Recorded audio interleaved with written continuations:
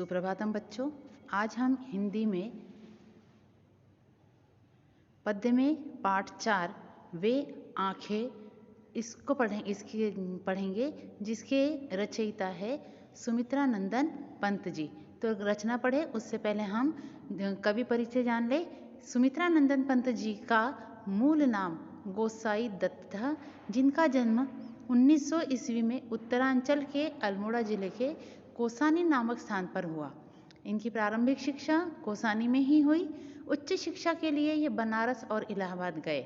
युवा अवस्था तक पहुंचते हुए इन पर महात्मा गांधी के असहयोग आंदोलन का अत्यधिक प्रभाव पड़ा, जिसके कारण इन्होंने अपनी पढ़ाई छोड़ दी और असहयोग आंदोलन में गांधी जी के साथ लग गए। उसके बाद वे स्वतंत्र लेखन करने लगे।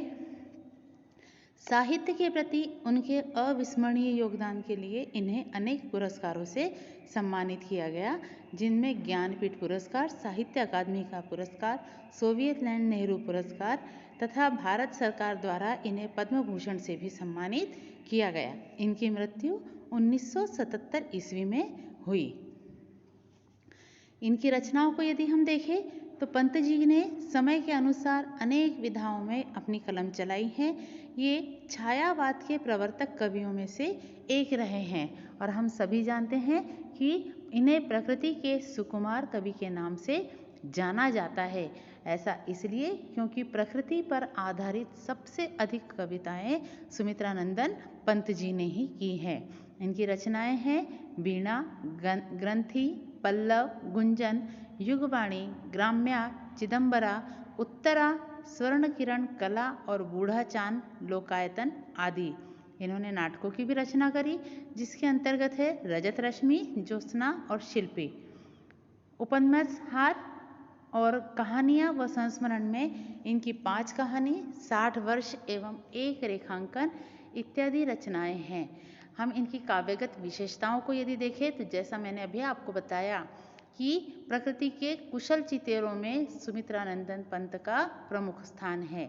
इन्होंने हिंदी कविता में पहली बार प्रकृति को लेकर काम किया। इनकी कविता प्रकृति और मनुष्य के अंतरंग संबंधों का दस्तावेज है, जिसे हम काव्य की भाषा में प्रकृति का मानवीकरण कहते हैं। मानवीकरण आप सभी को पता है कि जहाँ प्रकृति को मानव का स्वरूप प्रदान कर वर्णन किया जाता है, वहाँ उसे प्रकृति का मानवीकरण कहा जाता है।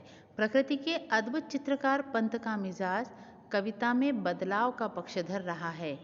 ये पहले तो छायावादी परिपाटी पर लिखा, फिर पल पल परिवर्तित प्रकृति वेश में इन्हें जादू की तरह आकृष्ट कर रहा था।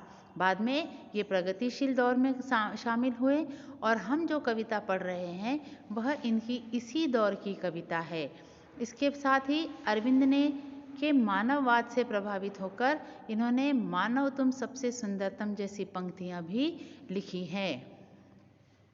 इन्होंने नाटक, कहानी, आत्मकथा, उपन्यास और आलोचना के क्षेत्र में भी काम किया। रूपाभ नामक पत्रिका का संपादन भी किया, जिसमें प्रगतिवादी साहित्य पर विस्तार से विचार विमर्श होता रहा। ये भाषा के प्रति बहुत सचेत है और प्रकृति की अभिव्यक्ति जो इन्होंने की है वह जादू से भरी हुई हम कह सकते हैं। इनकी भाषा चित्र भाषा की संज्ञा को प्राप्त होती है।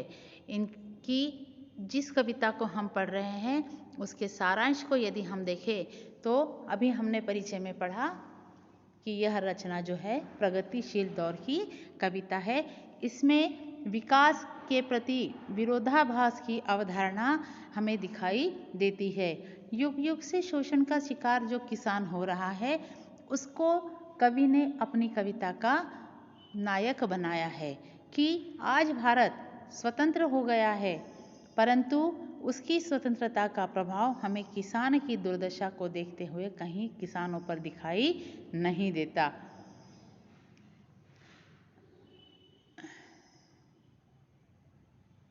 इस कविता में संसार के दुष्चक्र में फंसे हुए किसानों की अभिव्यक्ति और उसके पारिवारिक दुखों की परतें सुमित्रा नंदन पंत जी ने अपनी भावनाओं के माध्यम से व्यक्त की है।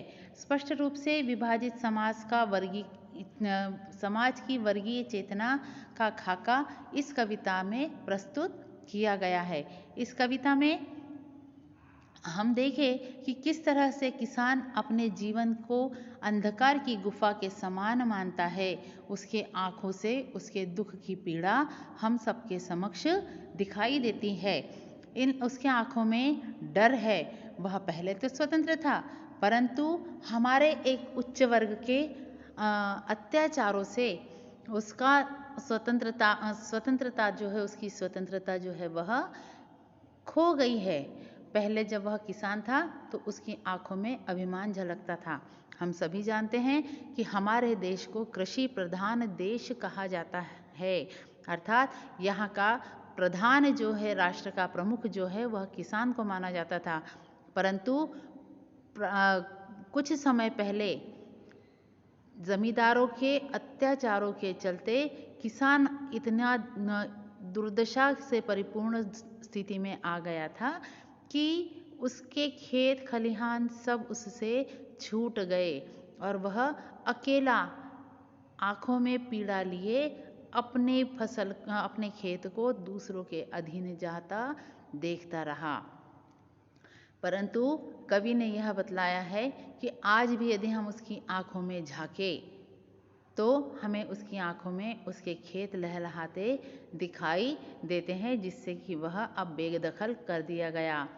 उसे अपने पूरे परिवार की, जिसे उसने धरती को बचाने के चलते खो दिया, वह सब एक एक करके उसकी आंखों में आते हैं। जैसा कविता में हम पढ़ेंगे कि उन्होंने इस खेत के चलते अपने बेटे को खो दिया, जिसे जमींदार के कारिंदो अर्थात जमींदार के यहाँ काम करने वाले लोग, उन्होंने लाठियों से पीट कर मार दिया।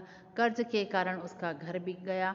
हम अन्य रचनाओं में भी पढ़ चुके हैं कि अज्ञानता के कारण महाजन और जमींदार जो थे वे कोरे कागज पर किसानों का अंगूठा लगा लेते थे और उनका थोड़ा सा जो कर्जा था उसे कई गुना बढ़ाकर दिखाते थे, जिससे किसान अपनी पूरी जायदाद से बेदखल हो जाता था।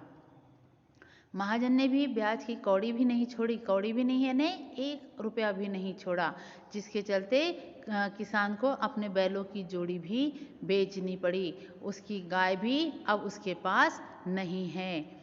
किसान की पत्नी भी दवाई के अभाव में मर जाती है। देखभाल के बिना दूध पीती बच्ची भी 2 दिन बाद मर जाती है। घर में बेटे की विधवा पत्नी है, परंतु कोतवाल ने उससे बुला लिया है। कोतवाल हम सभी जानते हैं कि उस समय में नारियों पर अत्याचार भी होता था और जबरदस्ती किए जाने के कारण उसकी बहू ने भी कुएं में कूदकर जान दे दी। कवि कहते हैं कि किसान को पत्नी की याद नहीं आती, क्योंकि वह तो अपना कुछ हद तक जीवन जी चुकी है, परंतु उसे सबसे ज़्यादा तकलीफ देती है जवान लड़के की पीड़ा। और हम सब जानते हैं कि माता पिता के लिए इस धरती पर नरक वही होता है कि जब उसके जीते जी उसे अपने पुत्र की अर्थी उठाना पड़े। सबसे बड़ा बोझ होता है, सबसे बड़ा दुख। उस दुख का यहाँ कहीं कोई क्या कह सकते हैं हम कि उस दुख को के बराबरी का और कोई भी दुख धरती पर नहीं है।